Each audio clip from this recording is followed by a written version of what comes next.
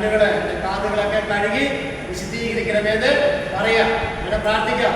എന്നാവും ഈശോ നമ്മുടെ ഹൃദയത്തെ കഴുകി വിശുദ്ധീകരിക്കും. 26-ാമത്തെ വാക്യത്തിൽ പറഞ്ഞു, ഞാൻ അവർക്ക് ഒരു പുതിയ ഹൃദയം നിങ്ങൾക്ക് ഞാൻ നൽകും, ഒരു പുതു ചൈതന്യം ഞാൻ നിങ്ങളിൽ നിക്ഷേപിക്കും. ഹല്ലേലൂയ. പുതിയ ഹൃദയം, സാവോളങ്ങൾ കൊടുത്ത ഒരു പുതിയ ഹൃദയം ഇന്ന് നിങ്ങൾക്ക് എനിക്ക് നിങ്ങൾക്ക് ദൈവം തരും. വിശ്വാസമുള്ള ഹല്ലേലൂയ. വിശ്വസിക്കുക. ഒരു പുതിയ ഹൃദയം, ഒരു പുതു ചൈതന്യം, അതായത് പരിശുദ്ധാത്മാവിനെ നമുക്ക് ദൈവം തരും. നമ്മൾ എന്ത് ചെയ്താൽ പുതിയ ഹൃദയം തരുമ്പോ വീണ്ടും പറയാ, നിങ്ങളുടെ ശരീരത്തിന്റെ ശിലാഹൃദയം, പഴയ ഹൃദയം, പഴയ മനുഷ്യന്റെ സ്വഭാവങ്ങൾ, പഴയ മനുഷ്യന്റെ എല്ലാ സ്വഭാവങ്ങളും എടുത്തു മാറ്റി ഒരു മാംസള ഹൃദയം നിങ്ങൾക്ക് തരും. പഴയ മനുഷ്യൻ, അതാണ് ശിലാഹൃദയം.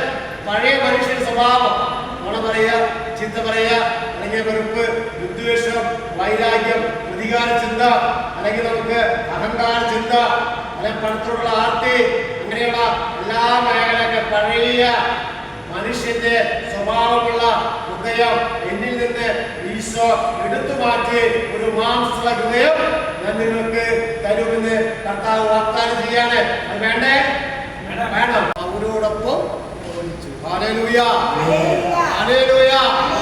നമ്മളെ പ്രാർത്ഥന കഴിഞ്ഞ് നമ്മൾ റൂമിൽ ചെല്ലുമ്പോൾ നിങ്ങൾ എന്ത് ചെയ്യണം? മറ്റുള്ളവരോട് ഈ കേട്ട വചനത്തിന്റെ കാര്യങ്ങളൊക്കെ, ദൈവത്തിന്റെ സ്നേഹത്തെ കുറിച്ചും ദൈവം നമ്മെ സ്നേഹിക്കുന്നതിനെ കുറിച്ചൊക്കെ നമ്മൾ അവിടെ പറയണം കേട്ടോ. ഹല്ലേലൂയ. ചേച്ചി നമ്മളത് മനസ്സിലാക്കുക. ഈ സ്നേഹം, ദൈവത്തിന്റെ സ്നേഹം എനിക്ക് കിട്ടുന്നത് എന്ത് ചെയ്യണം? നമ്മള് മറ്റുള്ളവർക്ക് പങ്കുവെച്ചു കൊടുക്കണം. അവിടെ ചെല്ലുമ്പോൾ അവിടെ ജോലി ചെയ്ത് ചേച്ചിമാരുണ്ടാവും, അവരോടൊക്കെ പറയണം ഈ ക്രിസ്തുവിന്റെ സ്നേഹം, ഈ ക്രിസ്തുവിനോട് ഇരുന്നപ്പോൾ ഒരു പുതിയ ഹൃദയം, ഒരു പുതു ചൈതന്യം എനിക്ക് ലഭിച്ചു എന്ന് നിങ്ങൾ അവരോട് പറയണം. അപ്പോഴാണ് നമുക്കത് മനസ്സിലാക്കാൻ സാധിക്കുന്നത്. മാലിന്യങ്ങളും ശുദ്ധീകരിക്കപ്പെടും. നമ്മളുള്ള വെറുപ്പ്, വിദ്വേഷം, വൈരാഗ്യം, സ്നേഹക്കുറവ് അങ്ങനെയൊക്കെ ഉണ്ടെങ്കിൽ എന്തിനായിരിക്കും? ഈശോ കൊടുക്കണം. കർത്താവിന്റെ തിരുസന്നിധിയിൽ സമർപ്പിച്ച് ഈശോട് പറയണം, ഈശോയെ ഈ അവസ്ഥ, എന്തവസ്ഥ ഓരോരുത്തരുള്ളത് അതെടുത്ത് മാറ്റാൻ പറയാൻ ആരോട് പറയണം? കർത്താവിനോട് പറയണം. ഞാനങ്ങനെ പറഞ്ഞിട്ടുള്ളതാണ്, അത് നിങ്ങൾ പറയണം. എന്റെയും നിങ്ങളുടെയൊക്കെ വിളി ദൈവരാജ്യത്തിലേക്കാണ്. ഞാനും നിങ്ങളൊക്കെ ഇന്നല്ലെങ്കിൽ നാളെ മരിച്ച് ഈ ഭൂമിയിൽ നിന്ന് ഉറപ്പാ. അത് യാതൊരു വ്യത്യാസമില്ല. മരണം എല്ലാവർക്കും ഉണ്ട്. എനിക്കിവിടെ എല്ലാ വ്യക്തികൾക്കുള്ളതാണ്. എപ്പോ മരിക്കും, എങ്ങനെ മരിക്കും എന്ന് മാത്രം അറിയില്ല.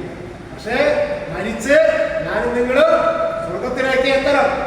അതുകൊണ്ട് എന്ത് വേണം?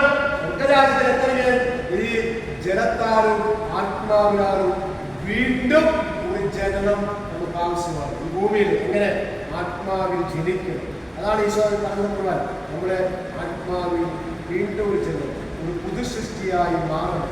അങ്ങനെ നമ്മൾ മാറിക്കഴിയുമ്പോൾ നമ്മുടെ ദൈവം പ്രഭവ നിറയ്ക്കും. അതിനാണ് ഈ പണ്ഡിതനായി എല്ലാ കാര്യങ്ങളും അവനറിയാം. പക്ഷെ ദൈവരാജ്യത്തെ കുറിച്ചുള്ള കാര്യങ്ങള് അവനറിയില്ല. ദൈവജനത്തിനെ ഗ്രഹിക്കുന്നത് അവനറിയില്ല. എല്ലാ കാര്യങ്ങളും അവൻ ദൈവപണ്ഡിതനായിരുന്നു, എല്ലാം പഠിച്ചിരുന്ന വ്യക്തിയായിരുന്നു. പക്ഷെ ദൈവരാജ്യത്തെ കുറിച്ചുള്ള അറിവ് അവനില്ല. അവനോടാണ് ഈശോ പറഞ്ഞത്, നീ വീണ്ടും ജനിക്കണമെന്ന് പറയുന്നത്. അത് പറഞ്ഞപ്പോ നിക്കേതേമോസ് ചോദിച്ചു, ഞാൻ എന്നെ വീണ്ടും പോയി അമ്മയുടെ ഉദരത്തിൽ വീണ്ടും പോയി ജനിക്കും? അപ്പോൾ ഈശോ പറഞ്ഞ, നീ ജലത്താലും ആത്മാവിനാലും ജനിക്കണം. അതാണ് നമുക്ക് മാമോദീസ ദൈവം തരുന്നത്. പുതിയ ദൈവത്തില് നമുക്ക് ദൈവം തരുന്നത്, പുതിയ ദൈവം തന്നെ മാമോദീസ, പിതാവിന്റെയും പുത്രന്റെയും പരിശുദ്ധാത്മാവിന്റെയും നാമത്തിൽ ഞാൻ നിന്നെ ജ്ഞാനസ്നാനം ചെയ്യുന്നു. ആര് ചെയ്യുന്നു? വൈദികൻ ചെയ്യുന്നു. ഹല്ലേലൂയ.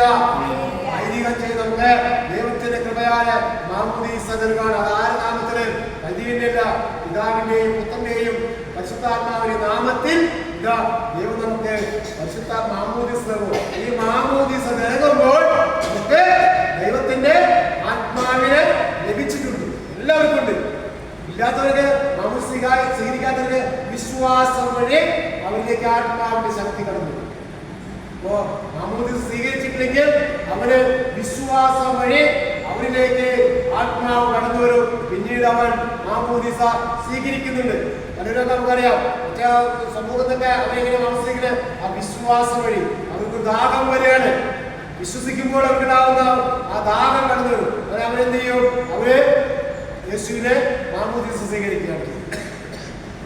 അപ്പോ വീണ്ടും ജനനം നമുക്കുണ്ടായിരിക്കണം. അതിന് നമ്മുടെ ജീവിതത്തില്, നമ്മുടെ ഹൃദയത്തില്, നമ്മുടെ മനസ്സില്, ചിന്തയിലൊക്കെ എന്തെങ്കിലുമൊക്കെ മേഖല ഉണ്ടെങ്കിൽ അത് നമ്മള് ഇന്ന് ഈശോയുടെ മുമ്പിൽ സമർപ്പിക്കുക, ഈശോയുടെ കാൽപാദത്തിൽ സമർപ്പിക്കുക.